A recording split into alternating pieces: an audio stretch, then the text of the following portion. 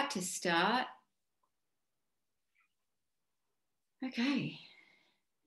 All right, so we're talking this evening about thyroid and perimenopause, and I'm going to get the chat up so I can follow your questions. I really would like some huge interaction with you guys and participation, mainly because, hello Nell, hello Marcia, hello everyone, mainly because this topic is enormous. When I was researching even just my notes on my computer, there was like, oh, that's right, I remember that, I remember that, I remember that. There's a ton of information. And so I'd really like to give you guys value by answering your specific questions. What are you wanting? And of course, I know what you're wanting is, well, I think, pretty much the simple stuff. Do I have a thyroid problem? And how do I know if I've got one? And then what do I do about it? Am I right, everyone? Ladies, give me a thumbs up or a Y or something to let me know you're listening and I'm on the right track. And also, thanks, Maya. And also, I would love to know where you're from. Just as I'm talking here, I can see where in the world you're coming from. Especially our Asian ladies, love to know where you're coming in from. Southern Spain, oh my gosh.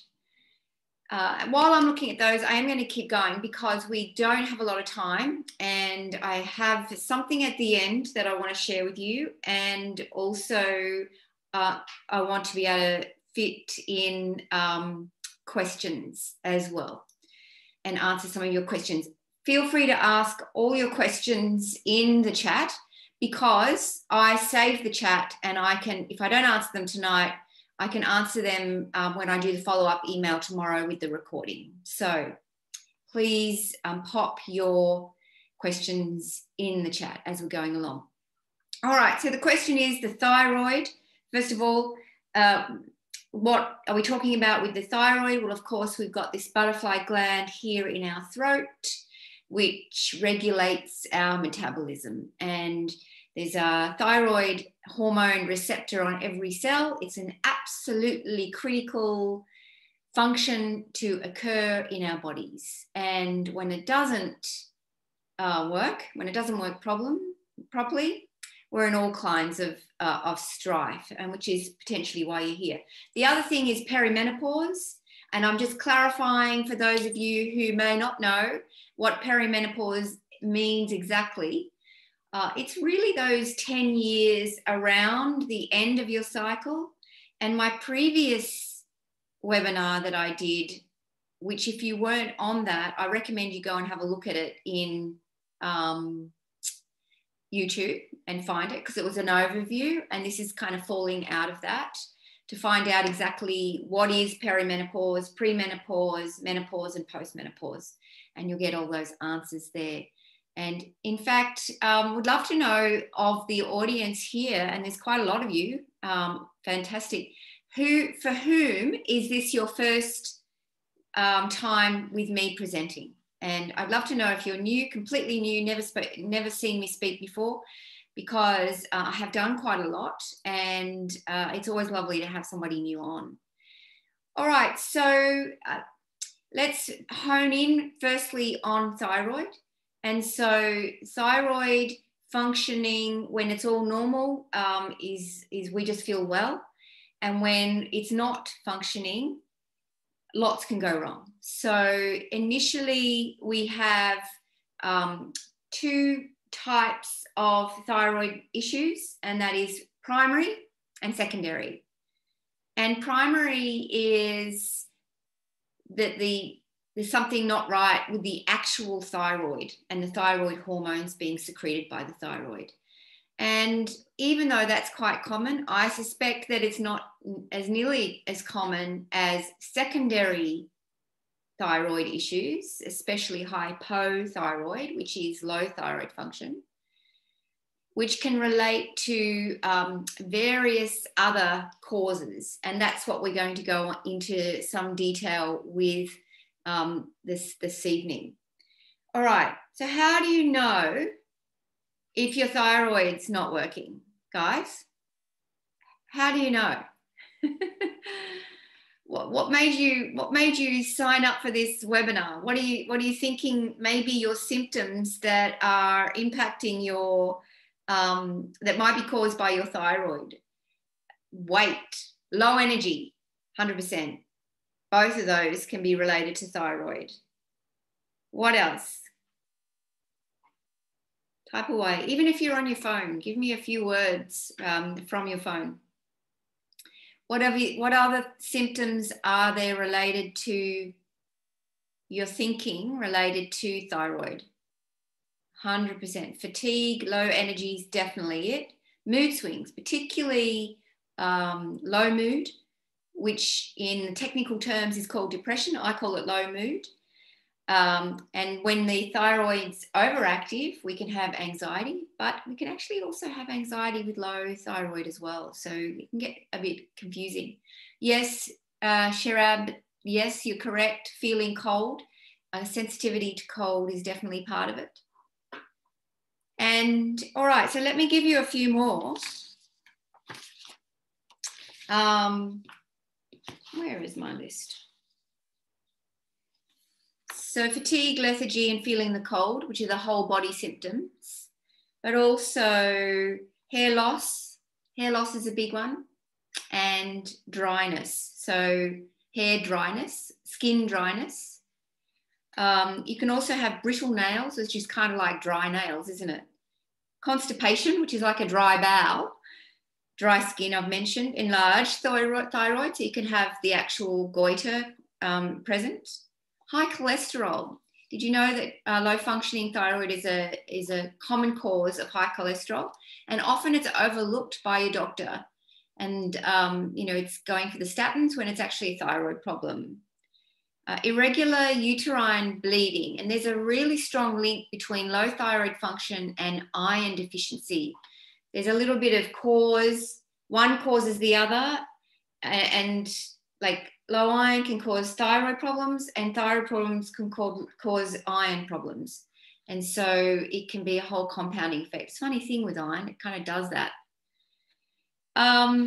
Sexual dysfunction is another symptom of low thyroid function. Slow heart rate, which is actually with athletes, how they suspect their heart rate lowers because endurance exercise lowers thyroid function. Sluggishness or weight gain, and certainly difficulty losing weight. So they're your common symptoms. Now let me just give you a list of iron deficiency symptoms just to show you how close they are. Fatigue, hair loss, dry skin, sensitivity to the cold, reduced peripheral circulation, brain fog, heavy or irregular periods, and muscle weakness. So is it iron, or is it my thyroid? Or is it estrogen or progesterone? Is it menopause? It can be really tricky. So thank you for all of that. And then when we get into, what can be the contributing factors, then there's a whole stack of other possibilities, other symptom possibilities that can go with this direct thyroid issue.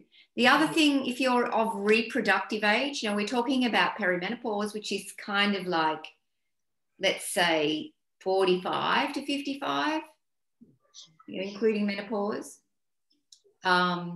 Or if you broaden it out a little bit, it would be 40 to 60, let's say. That kind of all that menopausal change time. For some women, it starts early and goes late. And so it can be really in between 40 and 60. So, all right. So let's have a look at what to suspect. So if I see someone with those symptoms in my clinic, and I start to suspect thyroid, if you see a few of those symptoms that we went through together, then I'll start to suspect thyroid. And then, of course, you want to do the testing to at least rule that out, because otherwise you've got to treat it directly, right? So when I see all this collection of symptoms, I start to look at some of the underlying conditions that can create sluggish thyroid function. And the first thing to think about is gut. Now, gut symptoms are correlated more with your autoimmune thyroid function or thyroid problems, and that would be Hashimoto's. So low functioning thyroid that's autoimmune is called Hashimoto's thyroiditis. And there's a direct link between that and gut function, as there is with all autoimmune conditions, and in particular, gluten sensitivity. So there's a reaction to gluten that's causing an immune response and upsetting the thyroid. If I get a bit confusing or technical, or there's too much there, please pop a question in the chat. I'm looking at right here. I want to make sure you're clear on what I'm talking about. I'm also reading my notes. So I feel like sort of a grandmother, just reading, got my reading glasses down and I'm looking at you guys, but my notes are on the wall behind you. So, so the other thing correlating with poor gut function, of course, we know there's a relationship between gut health and immunity. And what I've started to see quite commonly, and I can see this in the live blood analysis that I do. And by the way, if you're interested in having any kind of specific assessment or a specific chat about your personalized issues, you can register or organize a half an hour free chat with me anytime. And so the other thing corresponding with gut and immune is viruses. There's frequently a virus component, particularly to autoimmune conditions. And I've started to see this in people's blood tests. I do the live blood and the dry blood here. So behind me, introduce you to my microscope. And here on the door, you can see here on the door, you'll see the live blood and the dry blood markers for various things going on in the blood. And it's not like going to the doctor and getting a proper blood test, like a pathology test. It's different. It's live blood, and it's not diagnostic, but it gives us a good sense of what's going on for you. Can't help you with that one in Maya in Spain, because you're a bit far away for me to do that. So there's a strong gut component in thyroid function. And what typically happens as we get a bit older and into 40s and 50s, so it can be correlated with perimenopause, is a more sluggish gut function. And especially if your thyroid's not great, because it slows everything down and makes everything a little bit harder and reduces your digestive enzymes. So digestive enzymes or foods that promote digestive enzymes can be one of the treatments here that we're talking about.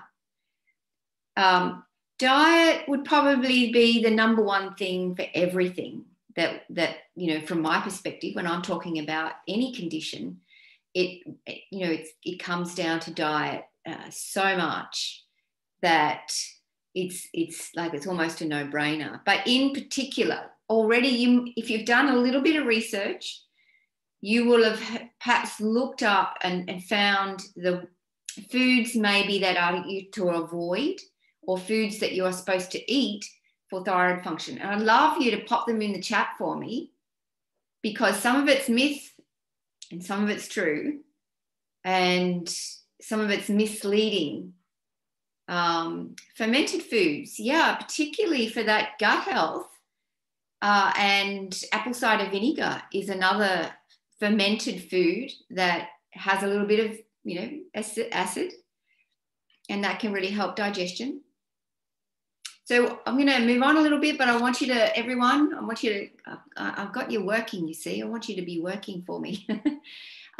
Typing into the chat other foods that you've heard you should or shouldn't eat for thyroid health. I'll give you a few more. One of the things that disrupts thyroid functioning is dieting. And it can start in your teens. And how many of us were dieting in our teens, restricting calories, lowering our metabolism, starving ourselves? And that can set you up for thyroid issues for the long term. And particularly if your diet is, if you don't go back to a really healthy, nutrient-dense, whole foods, lovely, rich diet, then you can have lifelong thyroid problems. And so low protein, and particularly low animal protein, animal protein is essential for thyroid function and the production of the T4 and T3 thyroid hormones. So unfortunately, being vegan can really contribute to thyroid issues, and it's something I wouldn't recommend for someone who's struggling with that. We do need the saturated fats. So even butter and coconut oil the vegans can have, and some fish oil and that kind of thing are really, really helpful. So the next thing I'd look at is emotions. So one of the emotions that really contributes to the overall depression of thyroid function is fear. And how many of us are in fear, especially at the moment? There's this constant level of anxiety that is even kind of normal these days, but it's not normal. It's common, but not normal. They're two different things. And fear just activates cortisol levels and the stress response. And look, high cholesterol and high cortisol, especially long term, can really interfere with thyroid production because it works in the whole endocrine system, starting with the hypothalamus and the pituitary gland. So working on fear, working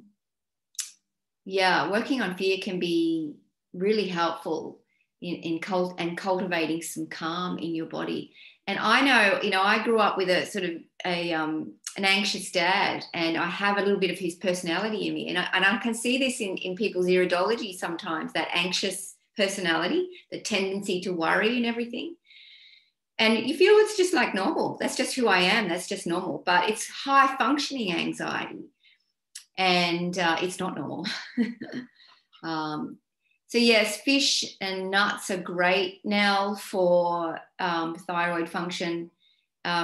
Brazil nuts have the selenium in them, which is really great for thyroid function. Iodine-rich foods. The thyroid hormone is made out of iodine. So if you're not having seaweed and seafood and iodized salt, you'll be in a lot of trouble. You'll be iodine deficient, and that has a lot of implications, which I'm not going to go into now. Stress is huge. That fear and stress that I was just talking about, the kind of similar process. The other thing is the throat chakra. So if we want to move a little bit into the metaphysical, if you understand the chakras, starting with the base, this is the 5th chakra. And while the heart chakra is kind of your mediator between spirit and body, the throat chakra is kind of the mediator between thoughts and feelings, so thoughts and emotions. And I've got here a little bit of an understanding for you of what the throat chakra represents. It is associated with the thyroid gland because that's where it's located, right in the neck there. It's the communication center of the body. It governs your ability not only to speak your truth openly and purely, but also your ability to understand your needs and desires and being able to communicate them. So it's about your expression of truth to yourself and your higher self, as well as to others. It is the seat of self-expression. And if you're wondering if that might be you, that your thyroid issues might be more metaphysical than physical, then here's a couple of questions to answer yourself. Am I talkative? Do you talk too much? Am I manipulative in the words that I use? You might have to be honest to admit that one. Do I gossip? So these are some of the things that might indicate that there's a little bit of a blockage and dysfunction around your throat chakra.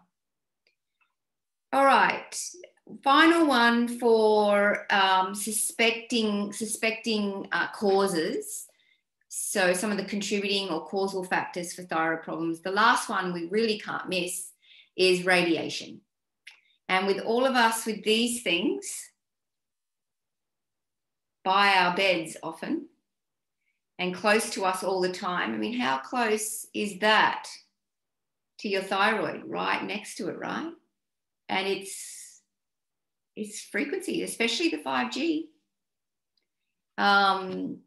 And so, you know, we do need some protective mechanisms for the radiation that's in the environment, not just from the phone, but from, you know, nuclear fallout and all the other sources of radiation. Even in your house, you can have radiation from the, you know, the electricity box. Where is that located in relationship to your bed? Are you sleeping on the other side of some kind of power box? And those kinds of things. When you get down to it, they need to be considered as well. And the other thing that I should mention about that is destructive to the thyroid are chemicals. So, you know, pesticides in foods is one of the big ones because they're so ubiquitous. You just can't really avoid them anymore unless you've got the finances or the garden to go organic. Then you're being exposed to pesticides. And so, you know, my remedy for that is to eat plenty of fat. My dietary approach is, it's not super high fat, but it's proportionately high fat, proportionately low carbohydrate, and a good amount of quality protein. And fats, because our brains are made up of 60% fat, and we need good levels of cholesterol in the diet to manufacture cortisol and our other steroidal hormones like progesterone and estrogen. So I'm a big fan of quality fats and avoiding polyunsaturated fats. So minimizing all your seed oils as much as possible. But I have jumped a little bit. Let me see what else I can talk about. So the menopause link, or the perimenopause link, everything kind of gets a little bit exaggerated, a bit more escalated in your 40s around perimenopause. And that is because that whole process is an endocrine challenge. It's a very stressful time physically, emotionally, and spiritually for a woman to go through menopause. And so there's even more stress on the body that the thyroid has to compete with. The other thing that happens as we get closer to 50 is that we start to contemplate aging. We start to feel old or older. And many of us are frightened by that prospect. And so our anxiety and fear levels go up as well. So then you've got emotional stress impacting thyroid function as well. And typically what happens as we get a little bit closer to 50, maybe we'll put a few kilos on, maybe our self-esteem goes down as we don't feel so valuable anymore. We're not quite sure who we are anymore. And lots of other things that occur around menopause is that we start to feel invisible. We start to feel not very important. And we can start to not speak. We start to not be seen, not be heard. And this is the voice, right? This is self-expression. This is expressing who you are and being seen and heard. And often that can diminish at that age, and we want to work with that. I love working with that. I love helping give women their voice back and having them feel seen and heard in their lives by upping their communication, working on all of this throat chakra stuff. And there's herbs that can help that. There's bark flower remedies that can help that. And there's coaching conversations that can help that as well. So fear of aging is a big thing. You know, it's like I'm in my mid-50s now, and, you know, it's like I look in the mirror and it's not the same. And if I didn't have the substance that I have in my life, that I don't base my self-esteem on how I look so much as the contribution that I make, and doing these webinars and growing my business to support menopausal women, and, you know, I'm creating value for myself in other ways.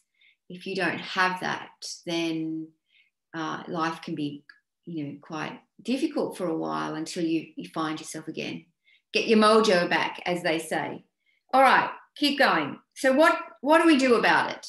We've got a few more minutes here, and then I'm going to share with you a little bit about my retreat, which you can see behind me, and how that might, the concepts of that, how they might help you as part of your treatment strategy as well. So the first thing to do is to get tested. Now, that doesn't mean you have to go to the doctor, because the standard medical test for thyroid function is called TSH, thyroid stimulating hormone. And that is not particularly effective. You need more than that. The best test is temperature test. So you take your temperature every morning, ideally for a month, and you record it, and then have a look up online what the temperature is supposed to be and compare. That is one of the best things you can do. When your body temperature is low, it means your metabolism is slow, and that it could be your thyroid, most likely your thyroid. Other tests that you can do, I would recommend blood sugar testing, definitely, especially at midlife. I'd recommend, if you see a naturopath, someone like me, or an integrative doctor, you might be able to get salivary hormones tested, and I'd have a look at cortisol testing and other hormones as well. So that will help you find out if you've got a problem or not. And also if you do the blood sugars, because one of the other key reasons for weight gain is blood sugar problems and insulin problems. And so you want to check those as well, because then you might have to rule out that it's not, if it's not thyroid, it might be blood sugar problems, because that significantly contributes to weight gain at midlife as well. And lots of things, sugar cravings and so on, mood disorders. And the other key thing, aside, we talked about diet earlier, and that is a critical part of thyroid function by addressing a healthy gut, healthy liver. So what we typically have is thyroid and liver sluggishness, and there's certain protocols for that. Thyroid and autoimmune and gut issues, certain protocols for that. Thyroid and stress and exhaustion, there's protocols for that. And then there's thyroid and obesity and some of the things that go with obesity, like blood sugars, and there's protocols for that. So it kind of depends what else is going on in your body, how you work through things, but your fundamentals are your diet and stress management. So you want to do stress management. For some women, it's exercise, but you want to be careful not to increase your cortisol levels, because that'll give you anxiety, that'll give you weight around the middle, and that'll give you thyroid problems if you're doing too much and you're raising your cortisol levels. So, you know, maybe flogging yourself at the gym with an hour and 2 hours of treadmill and boot camp may not be the right thing for you right now, because one of the critical things for thyroid function, for adrenal function, and for perimenopause is, drum roll, rest. Yep. Good old simple rest. And even just for a little while, for, you know, those last few years in your 40s, if you can rest up a little, And then when you get your mojo back in your 50s, bang, when you got that fire in your belly again, all the fiery energy coming through, you'll have been rested and restored, and off you go again. So